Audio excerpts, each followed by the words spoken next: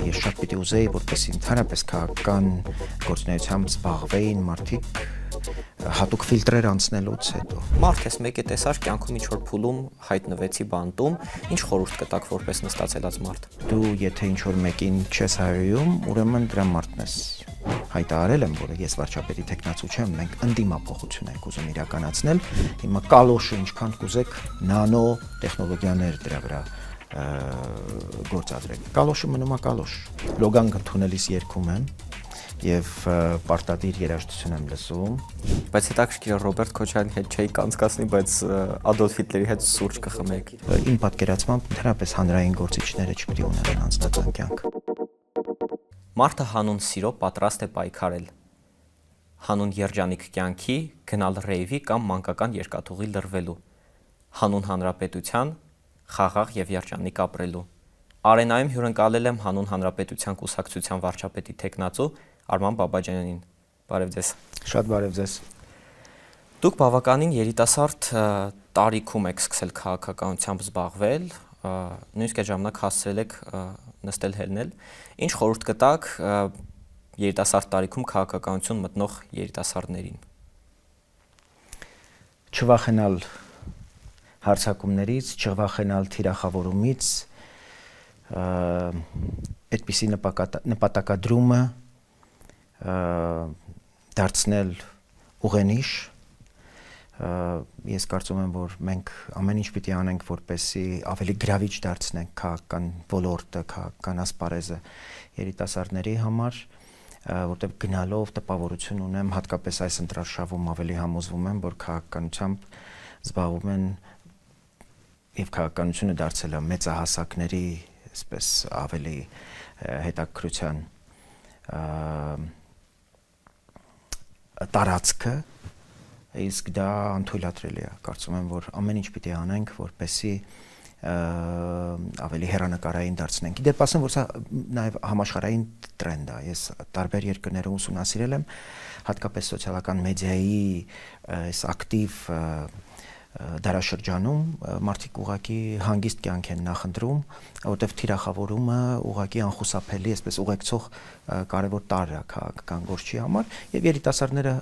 նախընտրում են ուղղակի գործ չունենալ դրա հետ։ Բայց գալով երիտասարդության տեսանկյունից ձեր սերունդն է մեղավորը թիրախավորման համար։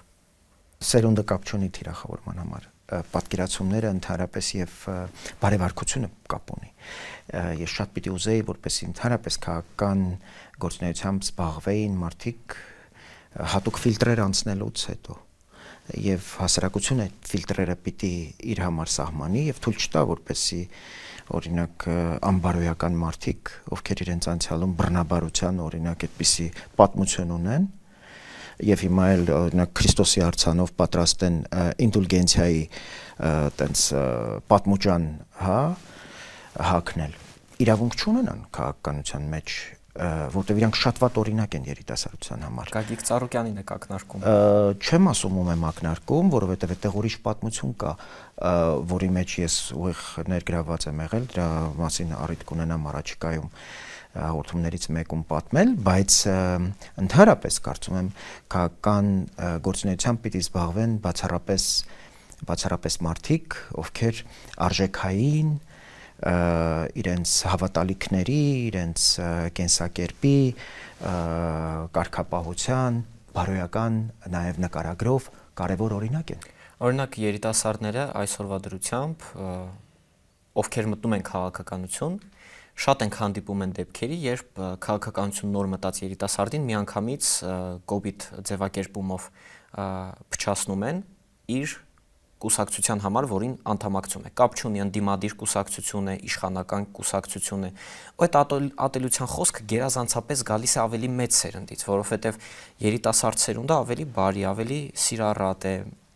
Այո։ Համաձայն չեք։ Ճիշտ ասած, այդտեղ էլ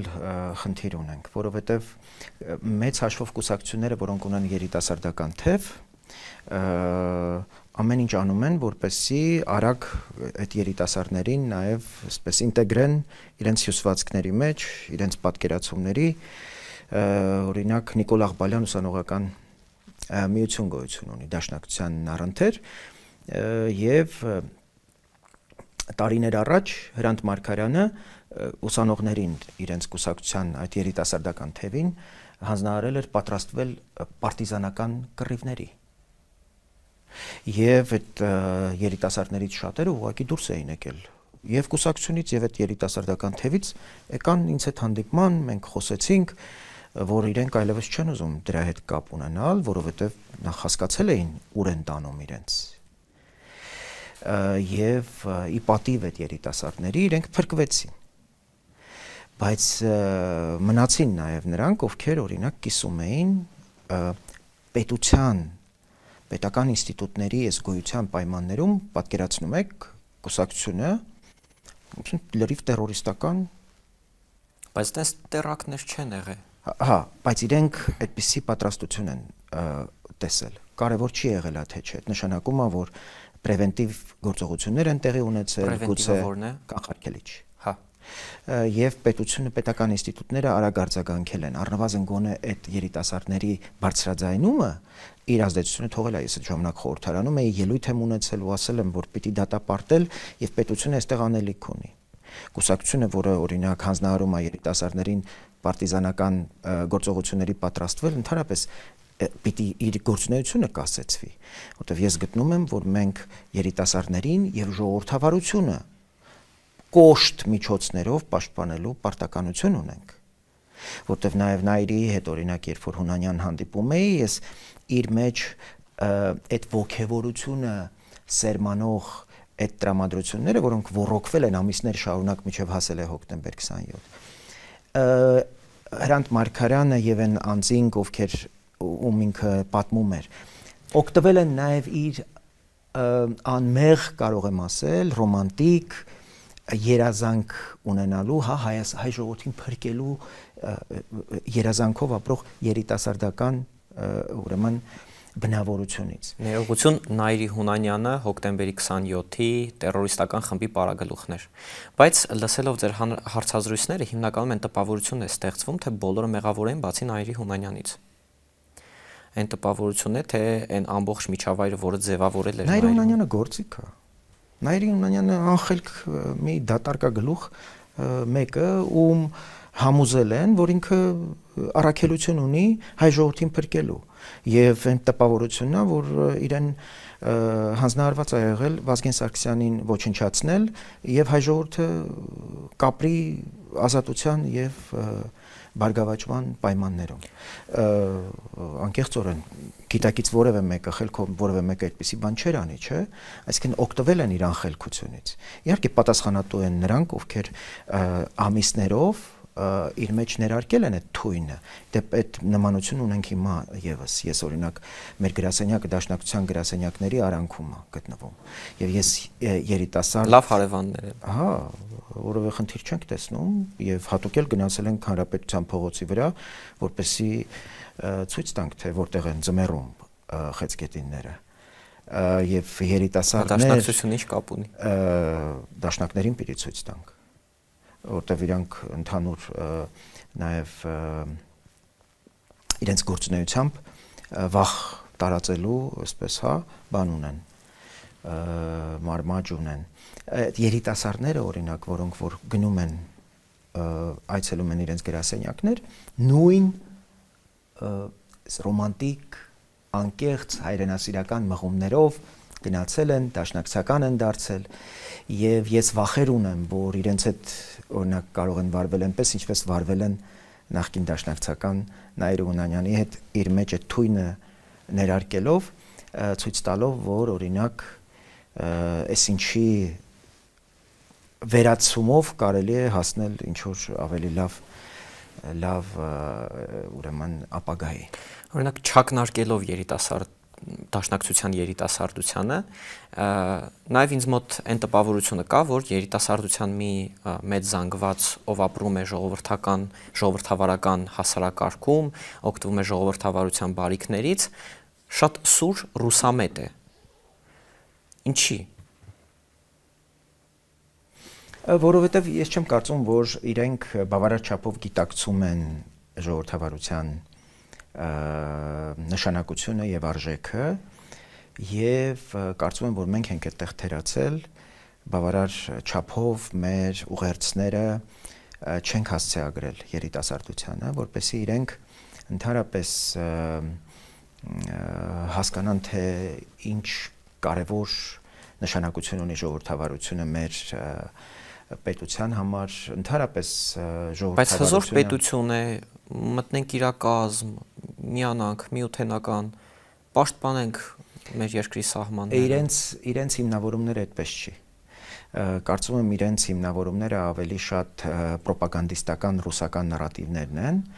տենց ազգային շլեյֆը, հա, տենց հակաեվրոպական այդ Բա մենք Եվրոպային պետք չենք, բան։ Հա, մենք սխալ ենք, մենք այդտեղ աշխատանք ունենք անելու երիտասարդներին ավելի շատ հասկացված լինելու, մեր ռեսուրսները պիտի բավարարեն, որպեսզի մենք ուրեմն ոչ միայն մեզ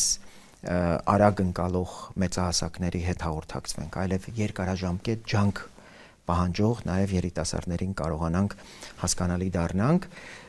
եւ մեր ուղերձները ավելի իրենց ընկալելի դարձնենք, որովհետեւ տարօրինակորեն նրանք ովքեր այդպես պաշտպանում են Ռուսաստանի մղումները Հայաստանը նվաճելու, Հայաստանը վերազավթելու իրենց հանգիստը օրինակ անցկացնում են եվրոպական երկրներում։ Նախընտրում են օրինակ Եվրոպա այցելել եւ վիզաների խնդիր չունենալ Եվրոպայի հետ։ Իրենց ծնողները օրինակ բարբերաբար գնում են շոփինգների Միլաններ եւ եվրոպական այլ պետություններ։ Ռուսական դիրքերից հանդես եկող քաղաքական անհատների բոլոր թորները օրինակ ամերիկյան քաղաքացիներ են։ Ռոբերտ Քոչարյան բոլոր թորները անխտիր, հա, իր մի տղան օրինակ կարող եք իրեն հանդիպել պիժամայով, ես եմ տեսել Ավստրիայի ուրեմն գլխավոր հրապարակում, պարզվեց իրենք այդտեղ բնակարան ունեն։ Մյուս տղան տենց բոլոր իր երեխաների բանը ծննդավայրը Լոս Անջելեսն է։ Տենց լինում է։ Հետաքրքիր փաստ Ռուսաստանի մասին, այս հարցազրույցը Ռուսաստանում չեն կարող տեսնել, որովհետև այնտեղ ինտերնետ չկա։ Հա։ Դուք ձեր կյանքում ունեցել եք շատ հետաքրքիր փուլեր, եկեղեցի, բանտ։ Ես իհարկե ոչ մի ձև չեմ խրախուսում, ոչ մի հանցագործություն, բայց մարդ ես մեկ է տեսար կյանքում ինչ որ փուլում հայտնվեցի բանտում, ինչ խորհուրդ կտաք որպես նստածելած մարդ։ Նախ խուսափեք որևէ ձևով բանտ հասնելու հեռանկարից, բայց ամենակարևորը դուխով տենց անվախ լինել, ներսում արագ ինչ որ մարդիկ իրենց դիրքավորումը ձեր նկատմամբ պայմանավորում են բացառապես ձեր շատ նախնական ուրեմն վարքագծից։ Եթե դուք կարողացաք մաքսիմալ ձեզ խիզախ դրսևորել, այդտեղ հնարավորություն ունեք survive անելու, գոյատևելու այդ պայմաններում։ Երբեք չի կարելի աչելնիկ լինել, հա, լուսանցքում մնալու եւ այդպես ապրելու, որտեղ դա հաստատ ճանապարհ չի, դա ուղղակի կարող է մարդու խելագարության հասցնի։ Հակառակը կարծում եմ պետքա ընդունել գոյություն ունեցող իրավիճակը, այդ պայմաններում ուրեմն խաղի կանոնները ընդունելով վերցնել այդ մարտահրավերը եւ այդ մասը դառնալ, այո, առանց ինքնությունը կորցնելու, առանց սեփական եսը կորցնելու, ուրեմն դառնալ այդ մասը, այդ կյանքի, այդ միջավայրի եւ քո առավելությունը մշտապես ընդգծել, օրինակ ես դատապարտյալների հիվանդանոցում գրադարան հիմնեցի։ Օրինակ անգլերենի դասընթացներ սկսեցի կազմակերպել, խմբեր ունեի մարդասպանների համար առանձին, ծանր այլ հանցագործությունների համար առանձին ու շատ հետաքրքիր էքսպերիմենտ էր ինձ համար։ Եթե չընտրվեք լեզվի կենտրոն կբացեք լեզվի դասեր Արման Բաբաջյանի հետ։ Ճիշտ ասած, ընտրվելը մեզ համար նաև կենաց մահու հիմա նպատակ է, որտեղ մենք արժևորում ենք մեր դերակատարությունը եւ մեր պետության հարատեվության համար եւ այս ճակատագրական հանգրվանում կարծում ենք մենք կարևոր առաքելություն ունենք։ Իդեպ դուք ինձ ներկայացրիք որպես վարչապետի տեխնացու, ես առաջին համարը լինելով հայտարարել եմ, որ ես վարչապետի տեխնացու չեմ, մենք ընդդիմափոխություն ենք ուզում իրականացնել, որը չի ենթադրում սովորական ստանդարտ հայտ։ Եթե 50+1 հավաքեք, էլի ընդդիմություն կդառնաք։ Մենք իրատեսական չենք համարում 50+ հավաքելու հեռանկարը։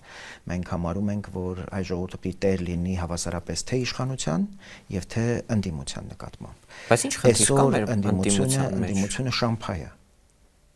Ժողովուրդը իշխանություն չունի ընդդիմության նկատմամբ։ Այն միջոցները, որոնք այդ շրջանակները օրինակ գործի են դնում եւ զբաղեցնում ընդդիմադիր դաշտը, հա, դրանք լեգալ միջոցներ չեն։ Փող, բռնություն, սպառնալիք, Ռուսաստանից վախեր, որոնք ընդհանուր ոտնձգություն են սովորական ժողովրդավարական գործընթացների նկատմամբ։ Բայց չեք նկատել, որ փողն էլ ընտրակաշառքն էլ ներողություն պետությունը պիտի թույլ չտա, որ դրա պահանջարկը ընդհանրապես լինի։ Այդ խոսենք թե պետությունը ինչու չի արձագանքում եւ ինչի պետական ինստիտուտները չեն համապատասխան քայլեր ձեռնարկում, բայց ըստիս օրինակ ընտրակաշառքը դա սահմանադրական կարգի նկատմամբ պոտենցիալություն է եւ պիտի շատ արագ արձագանք լինի։ Համակարգված մենք հիմա տեսնում ենք, որ մի կենտրոնից կառավարվող բան կա, հանձնարարություն կա, 60 ձերբակալված, կալանավորված տնային կալանքների ու բանտերում մարդիկ կան, որոնք ուղիղ հանձնարարություններ են տալիս մարդկանց կաշառել։ Ռուսաստանից հրահանգ կա քաղաքացիներին բերել Հայաստանի, այստեղ քվեարկել տալ։ Սա նշանակում է, որ մեծ ռիսկ կա, որ ժողովրդի կամքը կարող է վերջնահաշվում ուրեմն տեղ չգտնել, չհասնել խորհրդարան եւ առնվազն իշխանության ընդդիմադիր հատվածը 1/3-ը ուրեմն դառնալ օրինակ 2021 թվականի նման շարունակել մնալ Պուտինի գրպանում։ Մեր կարգախոսն է։ Բայց հզոր առաջնորդ է, հզոր ղեկավար է, ինչի չմնանք։ Մեր պատկերացումները հզորության վերաբերյալ մի քիչ այլ են, հա։ Մտքի, ոչ թե փողի, ոչ թե ունեցած ֆինանսական ռեսուրսների, Forbes-ի ամսագրում կամ իրենց ռեյտինգներով հարստության, այլ ընդհանրապես ռիսկեր, ճգնաժամեր կառավարելու ձիրքերը, կրթական խնդիրները որքան առաջնային կնկատեն, այս մարդիկ ընդհանրապես դպրոց կառուցելն են նույնիսկ հիմարություն համարում, իրենք ինչ հզոր, հա, իրենց պատկերացումները, օրինակ 300,000 աշխատատեղի մասին հիմնավորապես տարբերվում են մեր պատկերացումներից, իրենց պատկերացումը աշխատողի վերաբերյալ պանդուխտ խոպանչի ասֆալտ փռողներն են, մեր պատկերացումները տեխնոլոգիական բարձրարժեք աշխատանքն է, որը կարող է մարդուն արժանավայել կյանքի հնարավորություն ստեղծել։ Այս սա հիմնավորապես փոխում է եւ տարբերություն է ստեղծում մեր եւ իրենց միջեւ։ Եվ սա իհարկե ռուսական տապորային, հա, իրենց քարոզչությունն է։ Հիմա կալոշը ինչքան կուզեք նանո տեխնոլոգիաներ դրա վրա գործադրեք։ Կալոշը մնում է կալոշ։ Ես այդպիսի մի ելույթ ունեմ ազգային ժողովում կալոշով։ Հիմա ընտրություն է, էլի, իրականում ռուսական կալոշի եւ տեխնոլոգիական այն առաջընթացի են հնարավորությունների միջև, որոնք ամենօրյա եւ ամենժամյա զարգացում են ապրում։ Մեզ ուզում են այսպես չուլան սարքեն։ Իրենք չեն հարգում մեր պետությունը։ Սա հիմնարար հարց է։ Մարդը չի համապատասխանում սահմանադրական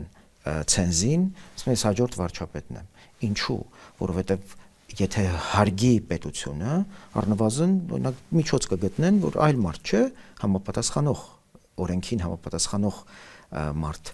առաջադրեն, բայց չէ, քանի որ իրենք չեն հարգում մեր պետությունը, ասում են դու պետություն չես, դու ինչ իրավունք ունես սահմանադրություն ունենալ, եւ դա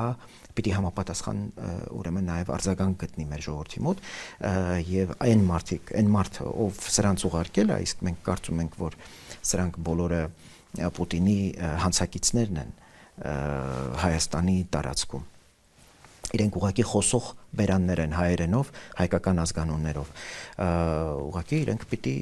իրենց մռութներին ուտեն հունիսի 7-ին։ Մեր զրույցը շատ ծանրացավ երիտասարդների համար մի քիչ ծանր թեմաներ են։ Դե ընդհանրապես մեր կարծում եմ նաև իրողություններն են ծանր, ու ես ուզում եմ, որ մենք արհեստականորեն թեթևացնելու փոխարեն փորձենք երիտասարդներին ավելի պատասխանատու դարձնել այն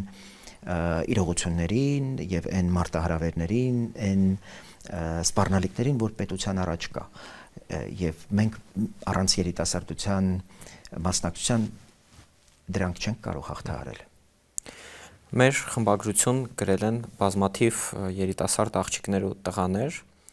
50 տարեկան մարդու համար բավականին երիտասարդ տեսք ունեք։ Որն է դրա գաղտնիքը, երիտասարդության թուրմ եք խմում, թե խարույկի շուրջ երգեր եք երգում։ Լոգան ընդունելիս երգում եմ եւ պարտադիր երաժշտություն եմ լսում։ Օրինակ ինչ խորհուրդ կտայիք լսել երիտասարդներին։ Queen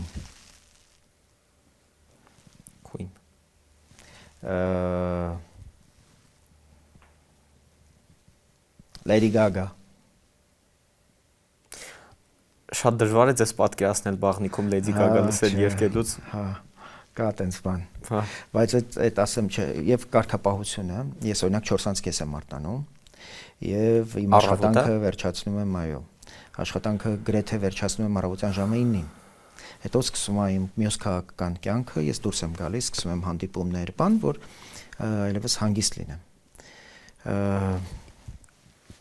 Միշտ քայլում եմ 12000 քայլ ամեն օր, որպեսզի ի վիճակի լինեմ, այո,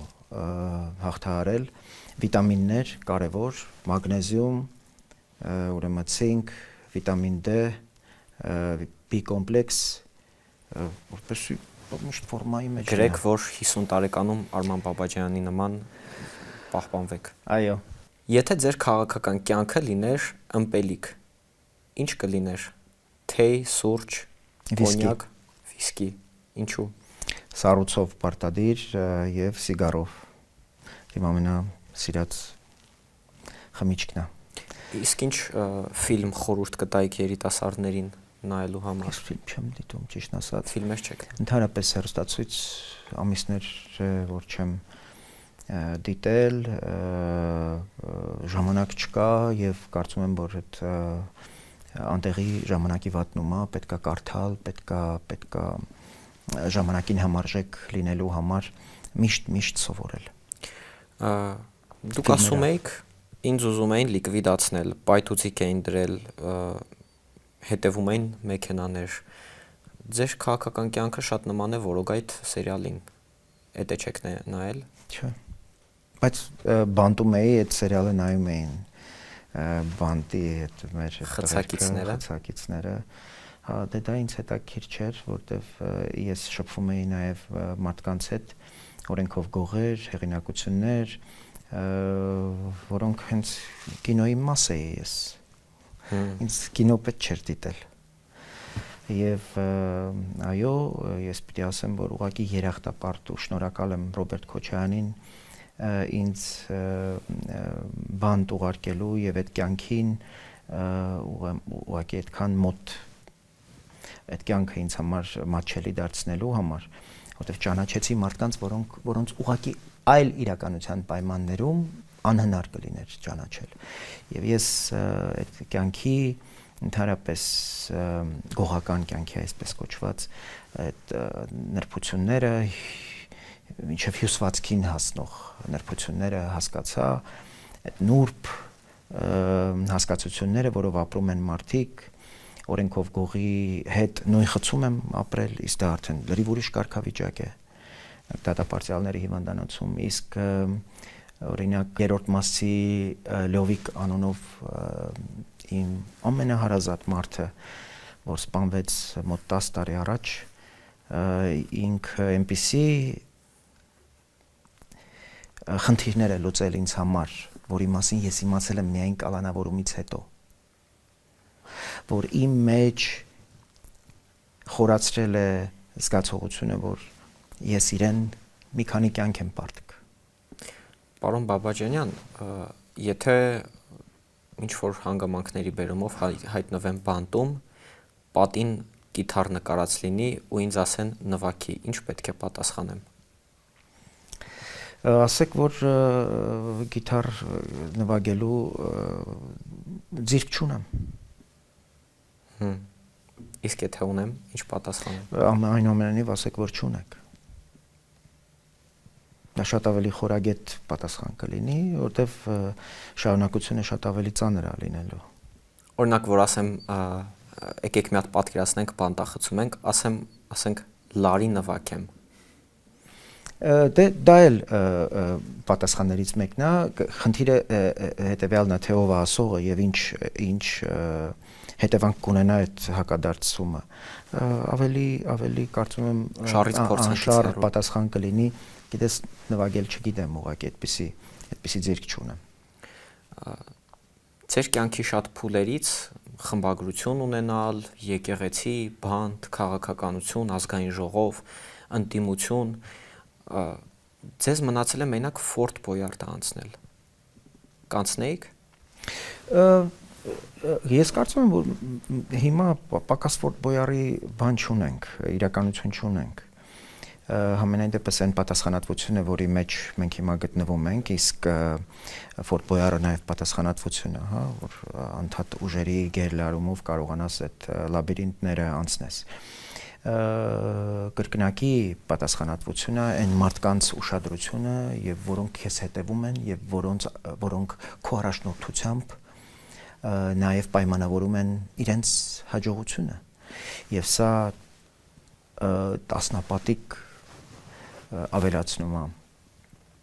ջանքերը լարելու եւ իրավիճակներին ճիշտ լուծումներ տալու կենսական անհրաժեշտությունը, այնպես որ կարծում եմ մենք այնպիսի իրականության մեջ ենք, այնպիսի թիրախավորումների եւ հարցակումների տևական։ Ես ուղղակի ռազմավարական որոշում ունեմ չընթարկվել այդ բոլոր սադրանքներին եւ պրովոկացիաներին։ Ուղղակի Ֆորտ Բոյարը գալաթ է արել դրա դեմ։ Օրինակ շատ է տարածված մեր հանրային խոսույթում, մեկը Ռոբերտ Քոչարյանի մարդն է, մեկը Նիկոլ Փաշինյանի մարդն է, մեկը Լիաննայի մարդն է։ Իսկ Հայաստանում կա մարդ, որը ոչ մեկի մարդը չէ։ Այդտեղ տարբեր պատասխաններ կարելի է իհարկե տալ։ Ես դեռ ամուսնացած չեմ, հետեւաբար ինչ որ մեկի մարդը չեմ հաստատ, բայց կարող եք շարք կանգնել աղջիկներ։ Այո։ Չէ, բայց ես Հա, հա, ես ընտրյալ ունեմ։ Այնպես որ այդ շնորհավոր։ Այդ մասով այս արդեն վաղուց։ Մի հերթ կանգնեք։ Հա, հերթ կանգնելու կարիք չկա։ Ուրիշ բան։ Մեր հանրային խոսքում եւ իրականության մեջ ատելության այնպիսի իրականություն է, որ դու եթե ինչ որ մեկին չես հայոյում, ուրեմն դրա մարդն ես։ Եթե մեկին չես ասում ամենավերջի հայոյանքը եւ հատկապես թշնամու նարատիվները չես երկրորդում ամենաքստմնելի ձևով, հա, ուղղակի Ալիևի բերանով քարոշություն չես անում քո մրցակցի նկատմամբ կամ վերաբերյալ, ուրեմն դու իր մարդն ես։ Այս համար սահմաններ կան եւ մենք նաեւ հենց այդ մշակույթի ոչ միայն կրողն ենք, նաեւ ջատագովը ու ամեն ինչ պիտի անենք, որպեսզի այդ մթնոլորտը հնարավորինս հաղթահարենք եւ թույլ չտանք դրա տարածումը, որտեվ դա էլ մեր ժողովրդին շատ խորտ իրողություն է, ես կարծում եմ դա էլ ռուսները ուղղակի բերել մցրել են մեր իրականություն, ուղղակի սևի ու սպիտակի այս ընտրությունը տևական դարձնել եւ կամազուրկ ժողովուրդ դարձնել մեզ, որը չի հավատում սեփական պետությանը, սեփական պետության հարատեվությանը, սեփական իշխանություն ունենալու, իշխանության տեր լինելու պատասխանատվությունը։ Այս սա կարևոր զգացողություն է, որը շատ կուզեմ, որ նաև երիտասարդները արժևորեն, գնահատեն, մասնակցեն, իրենց տեղը զգան։ Դուք ժամանակին ճեմարանում եք սովորում ու ուզում եք հոգևորական դառնալ, եթե օրինակ տեսականորեն տեղափոխվեք այսօր ճեմարան, ինչքան երկար կդիմանաք առանց քաղաքականության։ Հիմա չեմ դիմանա։ Ես հիմա ուրիշ կյանք չունեմ։ Ոչ անձնական, ոչ այլ։ Իմ կյանքը ամբողջությամբ քաղաքականության մեջ է եւ զարմանալիորեն իմ նույնիսկ անձնական շփումները, նույնիսկ ժամադրությունները աղջիկների հետ, ասենք մարդկանց ուղղակի սկսում էի քաղաքական հարցերից խոսել, թե ինչքան կարելի է, մարդիկ մի հատ տեղ եք հավաքվեք հեռախոսի մոտ կամ համակարգչի մոտ, պարոն Բաբաջյան, ինչ խորհուրդ կտաք տղաներին որպես առաջին ժամադրություն ոնց լավագույն տպավորություն թողնել։ Ասենք, բարև, սիրուն աղջիկ, դու տեղյակ ես մարտի 1-ին ինչ է տեղի ունեցել։ Տենց եք սկսում։ Ու սկսում ես պատմել մանրամասներ կամ բանտի կյանքից ինչ որ բաներ։ Դե դժվար է, իսկապես դժվար է եւ երբ ուրիշ կյանք չունես ուղղակի բացի այն կյանքը քաղաքական եւ որին նվիրվել ես, բարդ է, բայց շատ կարևոր է ունենալ անձնական տիրույթ, թեև իմ պատկերացմամբ ընդհանրապես հանրային գործիչները չպիտի ունենան անձնական կյանք։ Դա պիտի լինի ամբողջությամբ հասանելի, այդպես է, եթե ընտրել ես պետությանը ծառայելու ճանապարհը, պիտի պատրաստ լինես նաև ամբողջությամբ թափանցիկ լինել հասարակության համար, ժողովրդի համար։ Իսկ ինչ վերաբերում է ճեմարանին, մի այսպիսի փորձառություն ձեզ պատմեմ, թե ես ոնց փախա Գևորգյան ճեմարանից։ Ուրեմն, գիտեք, Վենետիկից հետո գալիս եմ Գևորգյան ճեմարան, ընդունվում եմ միանգամից 3-րդ կուրս, Գարեգին վեհապարը առաջին վեհապարը դեռ չէր ընտրվել, Թորգոմ պատրիարքն էր տեղապահը Վազգեն վեհապարից հետո, ու ես փաստորեն ընդունվում եմ ճեմարան, ու առաջին այդ հարվածը, պատկերացրեք, այդ եթերային Սուրբ Ղազարից հետո բան, ուրեմն 2 սարկավակներ ամենավերջին հայհոյանքներով գրեթե ծեծի են ենթարկում ճեմարանի տեսուչին, Անանյա Սրբազանին։ Ու ես այդ սարկավակները հիմա սրբազաններ են։ Անունները կտակ։ Շատ ակտիվ քաղաքական գործընթացների մեջ։ Չեմ ասի։ Բայց այդ մի հատ մեծ հարված էր ինձ համար, ես տենց փախա Գևորգյան ճեմանից, գնացի ես գործող կաթողիկոսի մոտ, ինքը Հարարատյան թեմի առաջնորդական փոխանորդներ, ասացի չեմ կարող այնտեղ շարունակել։ Եվ ես այդպես գնացի Սևանի Վազգենյան դպրանոց, որտեղ իհարկե լրիվ ուրիշ մթնոլորտ էր, ուրիշ եղբայրական միջավայր էր, բայց այդ տպավորությունները ինձ շարունակում են տենց հետապնդել, որովհետև Վենետիկում քայլող սրբեր էին, հա, Սուրբ Ղազարում, որոնք մենք գնում էինք ժամը 5:30 առավոտյան աղոթքի, այնտեղ արդեն հոգևորականներ կային աղոթող։ Դա մի անպատկերացնելի իրականություն էր։ Եվ դրանից հետո պատկերացրեք Մայրաթոր փողոցում, Մայրաթորի տարածքում հայող սարկավակներ եպիսկոպոսին։ Դեպետ եպիսկոպոսը տուն ուներ, կնիկ ուներ, 3 երեխա ուներ, հետո թողեց կարգը, գնաց Նյու Յորքում ապրում Անանյա Սրբազանը եւ հիմա Սրբազան կարգավիճակում չունի այլևս, որտեղ թողել է կարգը։ Բարդ է։ Մեր խմբագրություն անանուն նամակ է եկել։ Ձեր քաղաքական դպրոցներում իշխանական պաշտոնյաներ կան, բայց ընդդիմադիրներ գրեթե չկան։ Մի օր ինձ էլ կանչեք, ես էլ կամ երեխեքին պատմեմ, որ իմ օրոք ոչ մի վիրավոր ու զոհ չի եղել։ ՌՔ Մեր քաղաքական դպրոցում մենք ինչ ենք անում։ Ուրեմն ուսանողներին հարցնում ենք ում կուզեիք, որ գար նախապես եւ դասախոսեր։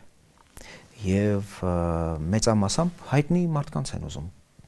որ իրենց դասախոսեն։ Օրինակ իրան կկանչեք փորձագետներ, սիրով։ Եթե ունի որակավորում, հասկանանք ինչի մասին է խոսքը, ավելի մանրամասներ լինեն, սիրով պատրաստ եմ քննարկել։ Ես ճիշտ ասած շատ մեծ գործառույթ չունեմ, որտեղ որոշում կայացնող բորդ կա, խորհուրդ կա, բայց իհարկե, եթե կան համապատասխան կարողություններ, գիտելիք եւ հմտություն ու որակավորում, մեզ մոտ փորձագետներ են, բայց մեծապես նախարարներ, քաղաքական առաջնորդներ, դատախազ գլխավոր, ում ես անձնապես գնում խնդրում եմ, որպեսզի երիտասարդներին հանդես գալու, նրանց դասախոսելու ուրեմն համաձայնություն տան։ Եթե Հայաստանը մարդ լիներ, հիմա հոգեբանի, փաստաբանի թե բժշկի կարիք կունենար։ Հոգեբանի, բժշկի եւ փաստաբանի միաժամանակ հավանաբար, որտեվ մենք ծանր վիճակի մեջ ենք։ Որն է Հայաստանի առաջին խնդիրը, թիվ 1 խնդիրը։ Եթե դա դասական անվտանգություն, կրթություն բանը դենք կողքի։ Վախի հաղթահարումը, որտեվ կարծում եմ, որ վախը ընդհանրապես գործ ունենալ խնդիրների հետ պարալիզացրել է մեր միտքը։ Ամենասոսկալին, որ մենք սկսել ենք վտանգավոր համարել պետության գոյությունը, ինչը դեգրադացիա է ընդհանրապես մտքի մեր համոզմամբ պետությունը ուղղակի մեր ինքնության պաշտպանության միակ երաշխիքն է։ Չկա պետություն, ընդհանրապես ում է պետք մեր գոյությունը։ Ում ենք պետք չունենալ անձնագիր, չունենալ հասցե, չունենալ անուն ազգանուն, կորցնել ինքնությունը։ Այս սրա համար ծայրաստիճան կարևոր է պետություն ունենալու գիտակցումը ավելի խորացնել եւ սա չդարձնել միայն ավագ սերնդի մտահոգություն։ Սրանով պետքա վարվեն նաեւ երիտասարդները, որտեվ այն ձգտումները, որ իրենք ունեն, լավ կյանքի, լավ հանգստի, Եվրոպա մեկնելու, դրանք անհասանելի են լինելու, երբ մենք լինենք ինչ-որ պետության կամ կայսրության ծայրագավառ, կամ ինչպես ռուսներն են սիրում ասել, ֆորպոստ։ Ինչը գիտեք չէ, դարպասի առջև հաճող շուն լինելն է։ Իրենք մեզ այդպեսին են համարում։ Սա պատվախնդրության, արժանապատվության հարց է։ Մենք ոչ մեկի ֆորպոստը չպիտի լինենք։ Մենք պիտի վիճակի լինենք մեր խնդիրները առանց անցյալը մոռանալու, առանց պատմությունը ուրանալու, որպես պետություն ամենակարևորը այլ ընտրանքներ ստեղծել պետության ժողովրդի համար, պետության համար եւ խոհեմություն ունենալ, կարգավորել եւ կառավարելի դարձնել այն կոնֆլիկտները, որոնք որ կան եւ դրանց նոր էսկալացիան, նոր պատերազմը ուղղակի դրա գինը թանկացնել։ Նոր դաշնակիցներով, նոր դիվանագիտական միջոցներով, նոր որակի, բարձր որակի պետություն դառնալով։ Իսկ որ պաշտոնում եք ձեզ ամենաշատը պատկերացրել, ամենահավանական բարձր պաշտոնում։ Գիտեք, ես ընդհանրապես խորհրդարանում էլ ինձ չեմ տեսել, նախորդ գումարման խորհրդարանում ես շատ անակնկալ ձևով հրավիրվել եմ Էդմոնի կողմից Մարուքյան,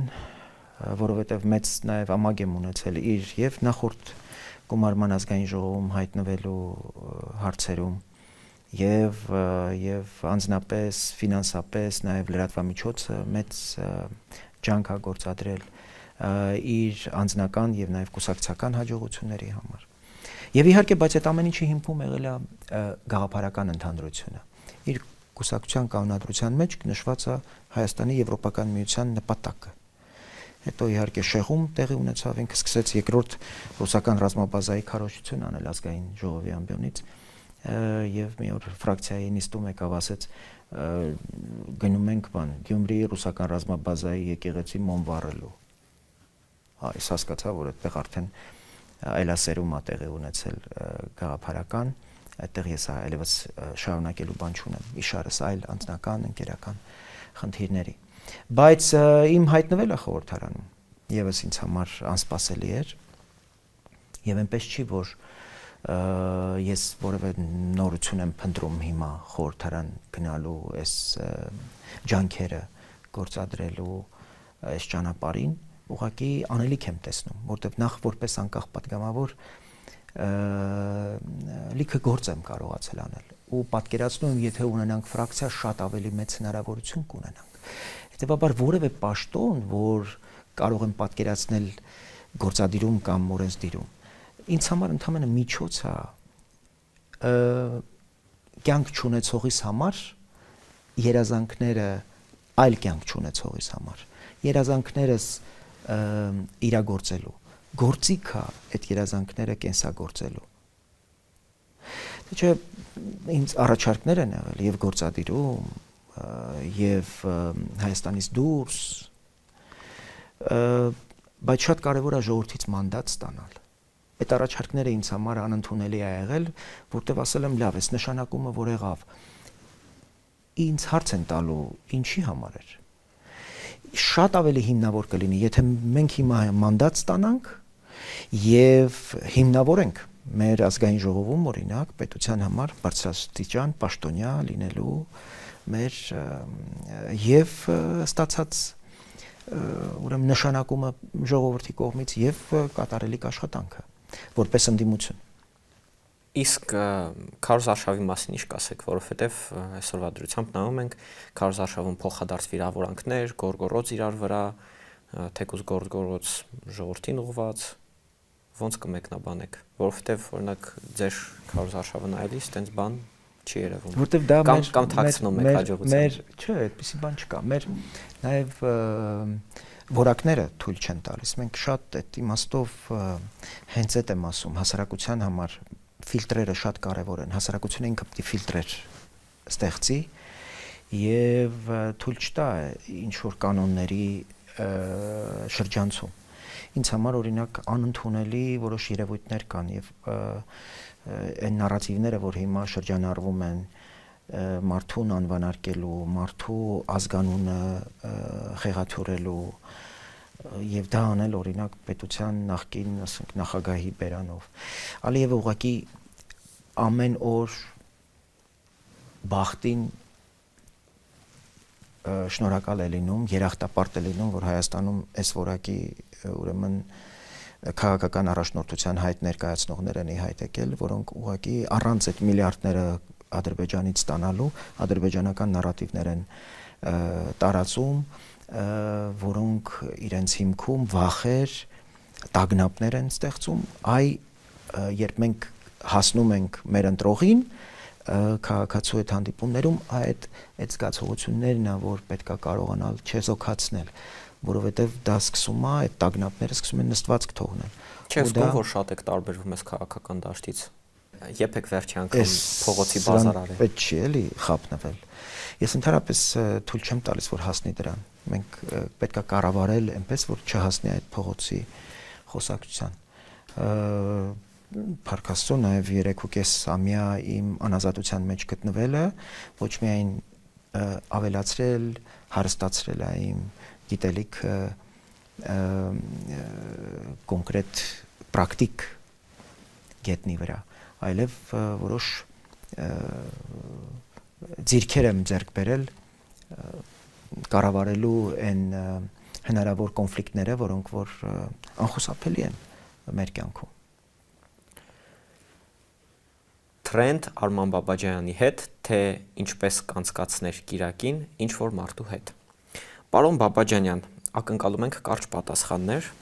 Ինչպես ձեր Կիրակին կանցկացնեիք Լևոն Տեր-Պետրոսյանի հետ։ Ես Լևոն Տեր-Պետրոսյանի հետ շատ լավ անցյալ ունեմ, ուրեմն ժամանակին Միացյալ Նահանգներից ամեն անգամ երբ գալիս էի, ինքը ինձ խնդրում էր կոնկրետ Բաբաջան, մեր ժամանակը ավարտին է մոտենում։ Ինչպես կանցկացնեիք Կիրակին։ Հա, գրքերի փոխանակմամբ։ Ես իրեն գիրք էի բերում Միացյալ Նահանգներից, ինքը ինձ թույլ էր տալիս իր գրադարանից օգտվել։ Դա մի բացառիկ փորձառություն էր։ Ինչպես կանցկացնեիք Կիրակին Ռոբերտ Քոչարյանի հետ։ Չէի անցկացնի իր հետ որևէ ժամ, ընկել եք անմարդաբնակ կղզի։ Չկա այդպիսի իրականություն, իսկ Ռոբերտ Քոչարյանը ինձ համար ուղղակի նաև մարդկային իմաստներով որևէ հանդուրժելու ուրեմն դերակատար չի։ Ինչպես կանցկացնեիք Կիրակին Մարգարետ Թետչերի հետ։ Այ շատ հետաքրքիր, կարծում եմ, որ ընդհանրապես կուզեի իմանալ իր վերաբերմունքը Brexit-ի եւ թե ինքը ինչպես կվարվեր ընդհանրապես Միացյալ Թագավորության այն որոշման հետ, երբ որոշվեց, որ անգլիացիները պիտի ապրեն Եվրամիությունից դուրս, լինելով ինքն էլ պահպանողական, շատ հետաքրքիր կարծում եմ իր հետ ժամանակ կանցկացնեի։ Իսկ Սերժ Սարգսյանի հետ։ Գիտեք, Սերժ Սարգսյանին հարցեր ունեմ, հատկապես կապված հայ-թուրքական ֆուտբոլային դիվանագիտության եւ հատկապես այն վթարի հետ կապված, որ տեղի ունեցավ 2013 թվականի սեպտեմբերի 3-ին եւ որը ծանր Հայաստանը ասոցիացման իր հանձնառությունից Եվրամիության հետ ուղղակի ընդհատվեց մեր այդ ընթացքը, հրաժարվեցինք ստորագրել այդ պայմանագիրը, արդյունքում մեզ խցկեցին մաքսային միություն, որ հետո դարձավ Եվրասիական միություն եւ այն սպառնալիքները եւ այն վախերը, որ հիմա ռուսները տարածում են մեզ նաեւ մեր ներքին քաղաքական գործընթացների վրա ազդելու համար, ջերմուկ են կասեցնում, չգիտեմ, կոնյակ, ծաղիկ, այսօր իմացանք, որ Ծիրանի վրա սահմանափակումներ են դրել։ Նաեւ հետևանքը այն վախերի, որոնք Սերժ Սարգսյանի նկատմամբ գործադրվեց եւ Սերժ Սարգսյանը ուղղակի չհաղթահարեց։ Մեզ վախեցրին, որ Ղարաբաղը մեր ձեռից կտանեն, վախեցրին, որ Ադրբեջանը Հայաստանի վրա հարձակում կգործի, այն ինչ եղավ մեզ հետ, բայց ես խորապես համոզված եմ, որ եթե մենք այդ ճանապարհով չգնայինք, մենք Եվրոպական միության հետ ասոցիացման պայմանագիր կնքեինք, անգամներով ավել անվտանգության մեր մակարդակը բարձր կլիներ։ Իսկ քաղաքական գործիչների մոտ տենց բանը գործարանային կարգավորում է հարցերին շատ երկար պատասխանելը։ Չէ, եւ այդտեղ այո, բայց գիտեք 92 թվականին։ Հա, եւ երևի դա այո, նաեւ դժվարացնում է ավելի մաչելի լինել, ավելի պարզ լինել։ Իսկ ինչպես կանցկացնեիք Ադոլֆ Հիտլերի հետ ձեր Կիրակին։ Բարդ հարց է իհարկե։ Երևի սուրճ կխմեի եւ կփորձեի իրենից իմանալ դա միջև իր իշխանության գալը, թե իշխանությունից հետո, երևի իշխանության գալուց հետո, հա։ Բայց հետաքրքիր է Ռոբերտ Քոչարյանի հետ չէի կանցկացնի, բայց Ադոլֆ Հիտլերի հետ սուրճ կխմեի։ Հետաքրքիր կերպար է եւ Արման Բաբաջյանը ընտրեց Ադոլֆ Հիտլերին։ Այո, կարելի էր ուղղակի լիքը մանրամասներ իմանալ իր նպատակադրումների վերաբերյալ։ Եվ վերջին հարցը, ինչպես կանցկացնեիք ձեր Կիրակին երիտասարդ Արման Բաբաջանյանի հետ։ Երևի թե իրեն խորհուրդ կտայի անցնել այն ճանապարհը, որով ես եմ անցել, չվախենալ այդ ճանապարհը անցնելուց, չհուսահատվել, չերերալ, որպես ուղենիշ եւ ուղեցույց ունենալ այն ամբողջ համալիրը մարդկանց, եկեղեցականների, քաղաքական առաջնորդների, որ ինձ են ուղեկցել, դրանով հպարտ լինել, դրանով առաջնորդվել եւ երբեք չմոռանալ Աստծո ներկայության մասին, Աստծո օրհնության մասին, այդ ճանապարհին ավելի հաստատուն գտնվելու, ավելի ամուր շարժվելու համար։ Չհուսահատվեք, չվախենաք ու չերերաք։ Արենայում հյուրընկալել էի Հանուն Հանրապետության կուսակցության առաջին համար Արման Բաբաջանյանին։ Շատ շնորհակալություն, շատ հետաքրքիր էր։